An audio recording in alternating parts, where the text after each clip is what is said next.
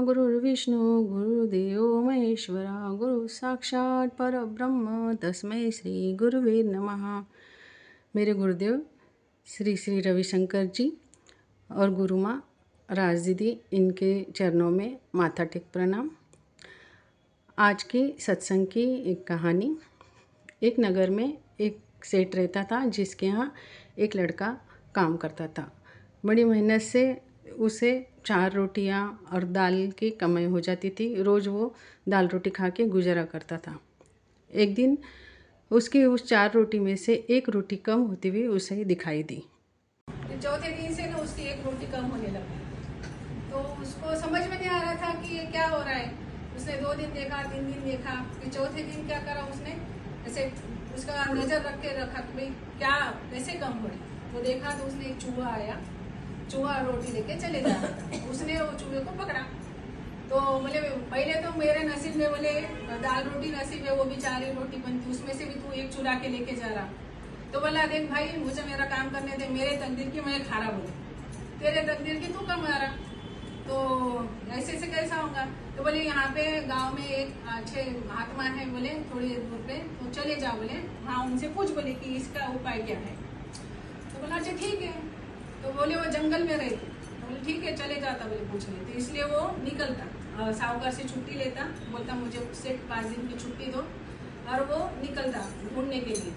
तो जाता जाता तो वहाँ पे रात हो जाती, तो क्या करता, एक ऐसी रोशनी दिखती, तो वहाँ पे हवेली रहती।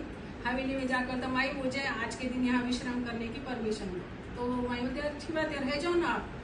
तो कहाँ निकली, बोले आप, बोले यहाँ पे जंगल में एक महात्मा है, बोले गौतम बुद्ध, उनको मैं पूछने निकला कि मेरी ऐसी ऐसी एक समस्या है। तो बोले एक मेरी भी समस्या है, उनको तू पूछ के आना। तो बोले क्या समस्या है आपकी। बोलती मेरी एक 20 साल की जवान बेटी है, बोले पर वो बोलती नहीं, गूंगी है। तो ठीक है बोले पूछ लूंगा, बोले। फिर वो आगे जाता, पूरे बर्फ के पूरे पहाड़ आते, बोले मैं कैसे पार करूंगा, इधर उधर ऐसे देखते रहता। तो ऊपर एक जादूगर बैठा वाला रहता, वो बोलता भाई मुझे ये पर्वत पार करना है, आप करवा देते क्या। बोले हाँ करवा दूंगा ना, उसमें क्या 1 मिनट में आते। पर तुम कहाँ जा रहे, बोले। तो बोलता मैं ऐसे ऐसे मेरी एक समस्या है, वो पूछने को जा रहा। तो बोले मेरी भी एक समस्या है, बोले तो आप मेरी भी एक समस्या पूछ के आओ। तो बोले क्या समस्या, मैं आज हजारों वर्ष से तपस्या कर रहा, बोले और मुझे स्वर्ग पहुंचना है, पर मैं ना ये जन्म मरण से छुटकारा नहीं हो रहा, मैं स्वर्ग नहीं जा पा रहा। तो बोले ठीक है मैं पूछ के आ जाऊंगा। उसने ऐसी जादू की छड़ी घुमाया, वो पर्वत पार हो जाता। आगे जाता तो नदियां लग जाती उसको, नदियां कैसे पार करना। तो फिर वो नदियां पार करने के लिए वहाँ कछुआ दिख जाता। तो कछुआ को बोलता भैया मेरे को यहाँ पे ऐसी नदी पार करवा देते क्या। बोले हाँ कहाँ जाना है, बोले मुझे गौतम बुद्ध के पास जाना है, जंगल में मेरी एक समस्या है। तो बोले मेरी भी एक समस्या है, आप मेरी भी समस्या पूछ के आओ, बोले उनको। तो बोले हाँ ठीक है ना, बोलो ना। बोले मुझे ना ड्रैगन बनना है, बोले। तो अच्छा ठीक है ना, बोले मैं पूछ लूंगा। वो ऐसे करके जंगल में पहुंच जाता। वहाँ सब गौतम बुद्ध अच्छे बैठा ले रहते, झाड़ के नीचे बहुत सारे लोग भी बैठा ले रहते। तो लोग गौतम बुद्ध अपना ध्यान में रहते, फिर बाद में वो चिंतन शुरू करते। जब भी वो बोलते थे कि जो भी है मुझे सिर्फ 3 ही प्रश्न पूछना, बोले और 4था प्रश्न पूछना नहीं, उसके 3 के उत्तर मैं दूंगा, बोले। ये बोलता अरे वो बेचारी बुढ़िया माई का भी बहुत जरूरी है, बेचारी की लड़की गूंगी है, ये हजारों वर्ष से तपस्या कर रहा, ड्रैगन भी ये कछुआ भी बोले 500 वर्ष से खाब देख रहा। जान तो ठीक है, बोले इनकी ज्यादा जरूरी है, मेरा क्या है कि इन रोटी से कैसे भी काम खत्म होगा, इसलिए वो तीनों के क्वेश्चन पूछते। तो फिर वो गौतम बुद्ध बोलते कि भैया जो कछुआ है, तो कछुए को बोलना तेरा जो ऊपर का वो है कवच, वो निकाल के डाल दे तो तू ड्रैगन में आ जाएगा।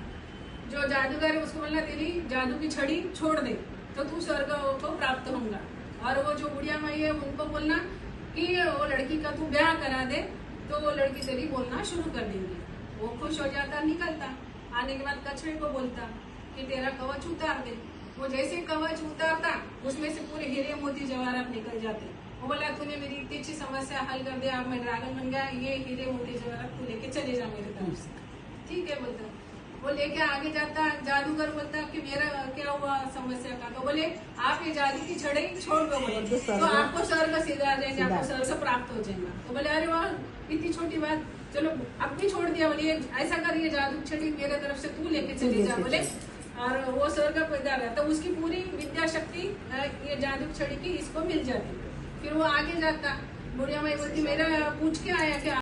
तो बोले हाँ। तो बोले अब तेरे जैसा लड़का छोड़ के मैं दूसरे क्यों करूं, तू मेरे लड़की से शादी कर ले।